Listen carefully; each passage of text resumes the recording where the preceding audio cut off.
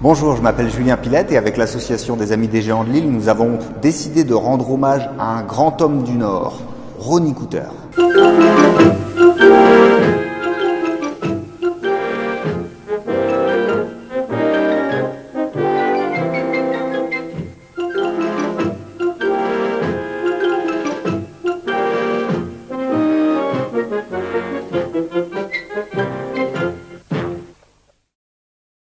Qui était Ronnie?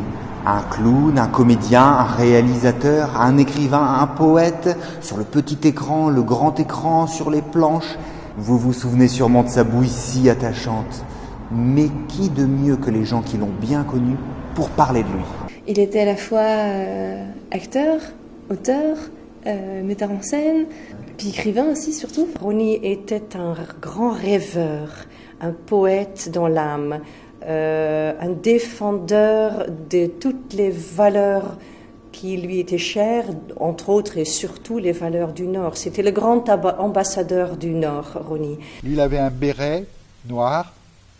On avait, très important, le mouchoir rouge à pois blanc, emblème des mineurs de Belgique. Le maquillage blanc, là aussi, comme ça, lèvres rouges, roses, un petit peu les oreilles rouges.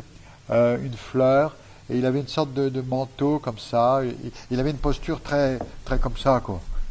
Polo molo, polo molo. C'était un géant, à sa façon, un géant d'auteur. Moi, j'ai vraiment que des bons souvenirs avec Ronnie. C'était vraiment très, très drôle, très humain ce qu'il écrivait toujours. Papa, il a fait tant de choses. Quand on sait tout ce qu'il a fait... Il aurait pu conquérir le monde, quoi. Mais bon, il préférait son terroir, son Nord. Hein. C'était un merveilleux clown. Un merveilleux clown. Mais à l'époque, les gens disaient « Mais pourquoi il ne raconte pas plus? On aimerait bien, il va encore en raconter. » C'était nos histoires du Nord, quoi. C'était tout à fait notre vie, hein, notre... populaire, simple, comme ça se passe dans les campagnes. Dans l'âme, il était surtout écrivain et poète. C'est pas pour rien qu'il y a pas mal de films, entre autres Carnaval, qui ont été écrits par lui, qui étaient aussi mis en scène. De la gentillesse, une gentillesse débordante, une écoute, une sensibilité. Ronnie, c'était pas du tout le style prétentieux, c'était le style authentique. Moi, c'est comme ça que je le voyais. Il créait des chefs-d'œuvre, l'écriture, le terroir, hein, bien sûr, le terroir, la bonne bouffe du Nord, la bonne bière. Il aimait partager ça avec tout le monde. Il aimait bien partager. Ronnie Cooter, c'était aussi un grand amoureux de la bière. D'ailleurs, il a inventé la biérologie. Ça, je me souviens, il faisait ses conférences, et moi, je pétais. Et je dis, mais pourquoi tu grossis comme ça? Mais qu'est-ce que c'est que cette façon de faire? Ben, il dit, écoute, moi, j'aime bien la bière. Ben, je disais, pas une raison pour en boire autant. Parlait un peu comme si c'était mon fils, quoi, en définitive. Oui, il voulait que je boive des bières Pélican grandes comme ça pour que je sois gros, parce qu'il trouvait que j'étais pas assez gros pour un clown, pour un Auguste. Birologue. Et pourquoi birologue?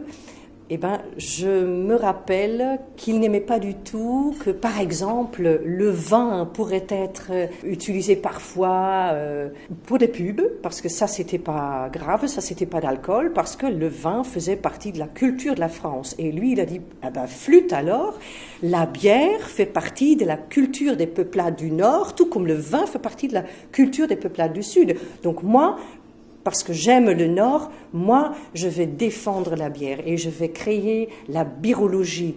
Et c'est ce qu'il a fait. Il a écrit d'abord un opéra, Les Contes d'un buveur de bière, qui a tourné en Belgique, en France. Après, il a créé Éloge de la bière, un spectacle qui était à 3 ou à 2, voilà. Après, il a créé les cours de birologie où il invitait les gens à prendre des cours de birologie parce qu'une bière, ça ne se boit pas, une bière, ça se déguste. Une bière, ça se savoure. Il a inventé ce vocabulaire de la bière. Oui, birologue, mais poète birologue. C'est quand même une figure emblématique du Nord. dans le sens où il aimait le Nord et il aimait profondément aussi les gens du Nord et toutes les coutumes et toutes les choses en fait autour du Nord. Et moi, mon papa, pour moi, c'était déjà un géant. Ça a toujours été un géant en réalité. Voilà, on va faire ça, c'est le faire renaître, il réapparaît, il grandit comme ça. Et comme ça, les mômes et tout le monde va pouvoir s'amuser avec ce géant-là et on dira ah ben c'est qui ben c'est Rony, hein, c'est Rony. Puis et chacun comme ça va pouvoir se réapproprier. Je crois que ça me paraît très très chouette, très important qu'il y ait comme ça les résonances du personnage emblématique. D'abord, ça lui va très bien, un géant, comme il était devenu grand et il était toujours grand mais fort, costaud. À l'image de Rony, la construction de son géant sera populaire et son financement tout autant. Pour l'instant, voyez-vous, le géant pour l'instant, le géant pour l'instant, il est comme ça, il est tout dit comme ça. Alors, ce qu'il faudra, c'est que pour que le géant, il grandisse au fur et à mesure un petit peu, qu'il devienne comme ça, et on a besoin que ce soit un petit morceau de vous, c'est-à-dire que ce serait un petit morceau de vous qui allait être dans le géant. Alors, messieurs, dames, on a besoin de vous. Vous savez pourquoi? Parce qu'on a besoin de sous. Ça, c'est évident, on ne peut pas faire un géant comme ça ne vient pas... bon. Alors, si vous êtes emballés aussi par l'idée de rendre hommage à Rony Cooter, qu'il méritait bien, il faut tous collaborer pour la construction du géant. On va chacun donner un petit peu de soin et puis on sera très fiers le jour où il va passer dans les rues et on sera tous là et ça nous ramènera notre Rony. Un géant Rony, c'est géant. C'est géant. C'est géant. Rendez-vous le 13 septembre pour l'avant-première de présentation du géant et le 19 septembre à l'occasion de la grande ronde des géants de Lille où Rony sera baptisé. Et n'oubliez pas que tout ça aussi, c'est de la culture populaire, la vraie, celle qui appartient à tout le monde. Parce que comme je dis toujours, quand le front de la culture avance, le front de la connerie recule. Ouais, à la semaine prochaine.